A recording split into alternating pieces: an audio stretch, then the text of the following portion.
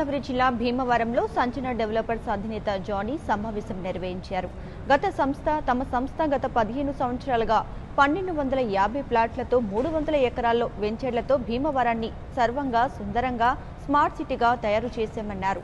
అన్ని రకాలుగా వినియోగదారులకు అండగా ఉంటామని గతంలో చెప్పినట్లుగా తమపై బ్లాక్మెయిల్ చేస్తున్న వారిపై కేసులు నమోదు చేశామన్నారు.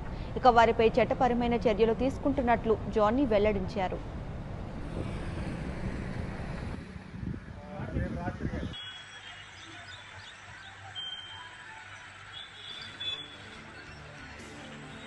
సంజన డెవలపర్స్కి సంబంధించిన జానీ అని నేనే. కానీ విషయం ఏంటి అంటే ఈ మధ్యకాలంలో వ్యాపారంలో అన్ని రూట్లలో మేము ఇక్కడ భీమవరం చుట్టుపక్కల డెవలప్ చేసాం. Kodavelu road, Golavanthipu road, Komaradu road, KGR college road అన్ని రోడ్లు లేఅవుట్స్ వేసాం. లేఅవుట్స్ వేసి డెవలప్ చేస్తూ ఈ మధ్యకాలంలో కోవిడ్ రావడం వల్ల కొంత మాకు అసెట్స్ బయటికి వెళ్ళట్లేదు. మేము అలా ఆగి మేము ఇబ్బంది పడుతున్నాం. ఇందులో బ్లాక్ మెయిలర్స్ కొంతమంది తయారయ్యి మమ్మల్ని కొన్ని ఇబ్బందులకు గురి చేసి సోషల్ మీడియాలో అనేక రకాల ఇబ్బందులు పెట్టడం కోసం సోషల్ మీడియా వాట్సాప్ని వేదికగా పెట్టుకున్నారు. దీన్ని ఏమంటారంటే ఒక ఆర్టీ యాక్ట్ అని చెప్పి కొన్నిటిని క్రియేట్ చేశారు. అలాగే లోకాయుక్త అని చెప్పి పెట్టి వాళ్ళు మా దగ్గర గవర్నమెంట్ ఎంప్లాయీస్ చాలామంది మా దగ్గర పర్చేస్ చేస్తున్నారు. చదువుకున్న వారే ఉన్నారు. అందరూ వాళ్ళకి చూసుకునే కొనుక్కుంటారు మా దగ్గర.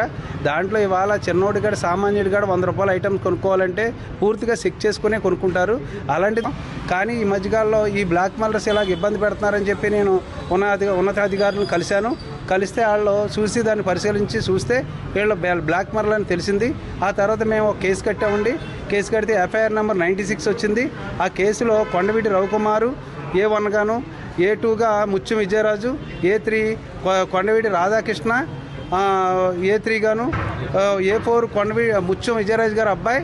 వీళ్ళందరూ కంపెనీలో మా దగ్గర పనిచేసిన ముత్యం విజయరాజు గారి సహకారంతో చేసిన పనులు ఇవి. దాంట్లో బ్యాంక్ డీటెయిల్స్, కొన్ని డాక్యుమెంట్స్ దొంగిలించాడు.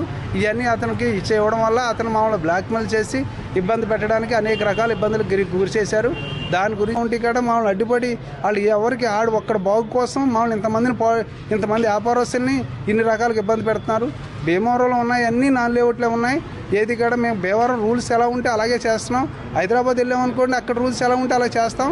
కానీ మేము కొత్తగా చేసేది ఏమీ లేదు. ఇక్కడ అంతా పాత ఉన్న రూల్స్ని బట్టి ఎదరికెళ్తున్నాం తప్ప కొత్తగా చేసేది ఏం లేదు.